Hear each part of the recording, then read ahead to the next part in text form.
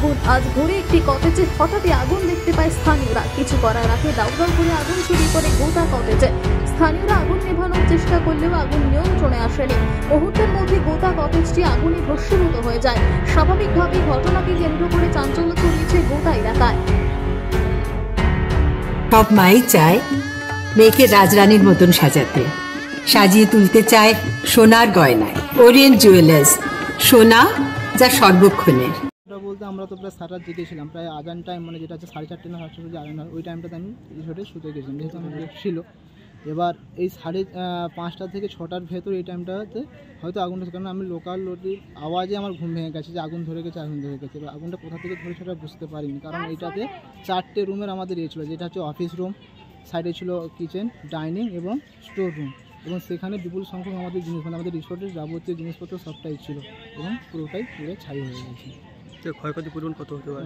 ক্ষয়ক্ষতির পরিমাণ বলতে পারি যেখানে ফ্রিজ হোক বা আমাদের সমস্ত অফিসের যে ডকুমেন্টসের কম্পিউটার কাছ থেকে, কিচেন সাইডের সমস্ত জিনিস এবং ডাইনিং সাইডের জিনিস, সিসিটিভির কাছ থেকে হোক, এভরিথিং যে সমস্ত জিনিস, এবং স্টোর রুমে যে সমস্ত লাইট হোক বা আমাদের যে টেন্ট, গদি গাদা, সমস্ত জিনিসটাই পুরো নষ্ট হয়ে গেছে। আগুন কি নিয়ন্ত্রণে আনা সম্ভব হয়েছিল? না, আগুন নিয়ন্ত্রণ সম্ভব বলতে সেভাবে নিয়ে আসা হয়নি, যেহেতু এটা লোকালিটি যে যেহেতু ওই টাইমটাতে কারেন্ট মানে বন্ধ করতে হয়েছে, কারণ পুরো আগুন ফায়ার লেগে গেছিলো। তো জল দিয়ে যেটুকুটা আমরা পেরেছি তখন ভস্মীভূত হয়ে গেছে। নাম সুরজিৎ দাস।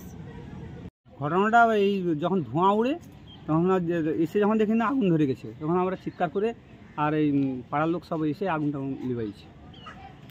কিছু মাল বার করতে পারছে, কিছু মাল বার করতে পারছে। এসে কি দেখলেন? এসে দেখেছি আগুন জ্বলছে, প্রচণ্ডভাবে আগুন জ্বলছে। তখন আমরা করতে পারিনি, কন্ট্রোল আনতে পারিনি, তখন কিছু নেই এখানে। আর পাড়ার লোক তো তখন সকাল 5:30টার সময় আগুনটা লেগেছে। আমরা যখন যখন দেখি না ধোঁয়াটা উঠছে, এসে যখন দেখি না দুধারে দরজা লাগানো আছে, আমি চিৎকার করার পরে ছেলেটাকে এসে এই দরজাটা খোলা আছে, এসে ছেলেটাকে যখন ডাকি তখন ছেলেটা ছুটে এসে আসার পরে দেখেন ওই গ্যাস সিলিন্ডারটা আমি বার করে দিয়ে আর অন্যান্য কিছু জিনিসটা বার করে দিয়েছি, আর পারিনি কিছু বার করতে। ক্ষয়ক্ষতি কীরকম কী মানে কত? হ্যাঁ, ক্ষয়ক্ষতি বহুত ভস্মীভূত সব কিছু ভস্মীভূত? হ্যাঁ, সব একদম নষ্ট হয়ে গেছে, দেখা যাচ্ছে তো সব।